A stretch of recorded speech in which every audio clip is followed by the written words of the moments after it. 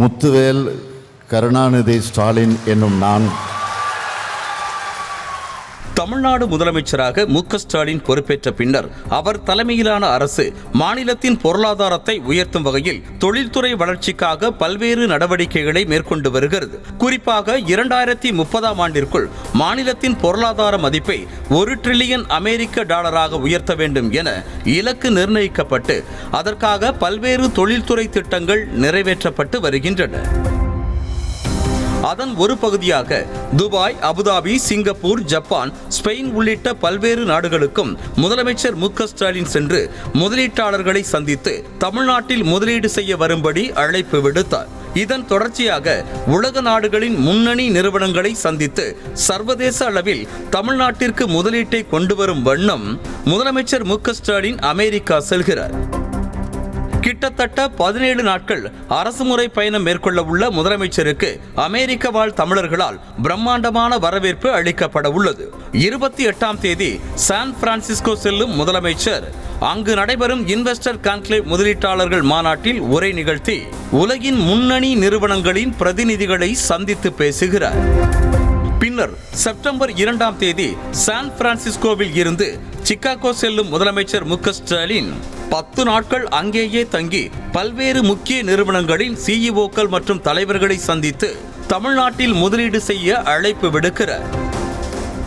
குறிப்பாக சர்வதேச அளவில் உள்ள ஃபார்ச்சூன் 500 நிறுவனத்தின் தலைமை நிர்வாகிகளை அவர் சந்தித்து பேசுகிறார். இதன் மூலம் உயர்தர வேலை வாய்ப்புகள் மற்றும் மாநிலத்தின் பொருளாதார மேம்பாட்டை உயர்த்தும் வகையில் இந்த பயணம் அமையும் என பொருளாதார வல்லுநர்கள் கருத்து தெரிவிக்கின்றனர். இந்த சந்திப்புகளுக்கிடையே செப்டம்பர் 7ஆம் தேதி சான் பிரான்சிஸ்கோவில் வெளிநாடு வாழ் தமிழர்கள் உடனான நிகழ்ச்சியிலும் முதலமைச்சர் கலந்து கொள்கிறார். செப்டம்பர் 12ஆம் தேதி அவர் அமெரிக்க பயணத்தை நிறைவு செய்து கொண்டு சென்னை திரும்புகிறார். முதலமைச்சரின் இந்த பயணத்தில் தமிழ்நாட்டின் தொழில் வளர்ச்சிக்காக பல புரிந்துணர்வு ஒப்பந்தங்கள் கையெழுத்தாக கூடும் என எதிர்பார்க்கப்படுகிறது. அவருடன் தொழில்துறை அமைச்சர் TRB ராஜா, முதலமைச்சரின் தனி செயலாளர்கள், வழிகாட்டி நிறுவனத்தின் அதிகாரிகள் உள்ளிட்டோர் உடன் செல்கின்றனர். முன்னதாக முதலமைச்சரின் துபாய், சிங்கப்பூர், ஜப்பான், ஸ்பெயின் பயணத்தின் போது ஈர்க்கப்பட்ட முதலீடுகள் எவ்வளவு என்பதை இங்கே பார்க்கலாம். 2022ஆம் ஆண்டு மார்ச் மாதம் 5 நாள் பயணமாக துபாய் சென்ற முதலமைச்சர் 15,000ற்கு மேற்பட்ட வேலை வாய்ப்புகளை உருவாக்கும் வகையில் 6,100 கோடி ரூபாய் முதலீட்டிற்கான புரிந்துணர்வு ஒப்பந்தங்களில் கையெழுத்திட்டார். இதனைத் தொடர்ந்து 2023ஆம் ஆண்டு மே மாதம் சிங்கப்பூர் மற்றும் ஜப்பான் நாடுகளுக்கு சென்றதன் மூலம் 2,000ற்கு மேற்பட்ட வேலை வாய்ப்புகளை உருவாக்கக்கூடிய 1,342 கோடி முதலீட்டிற்கான புரிந்துணர்வு ஒப்பந்தங்கள் கையெழுத்தாகின. 2024ஆம் ஆண்டின் தொடக்கத்தில் ஸ்பெயினுக்கு சுற்றுப்பயணம் மேற்கொண்ட முதலமைச்சர் மு.க. ஸ்டாலின் சுமார் 3,440 கோடி ரூபாய் மதிப்புடைய முதலீடுகளை ஈர்க்கும் புரிந்துணர்வு ஒப்பந்தங்களில் கையெழுத்திட்டார்.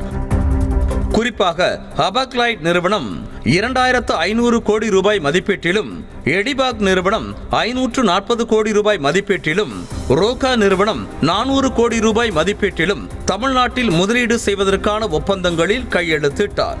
இதில் 55% மேற்பட்ட முதலீடுகள் செயல்பாட்டிற்கு வந்திருக்கிறது என்பது குறிப்பிடத்தக்கது.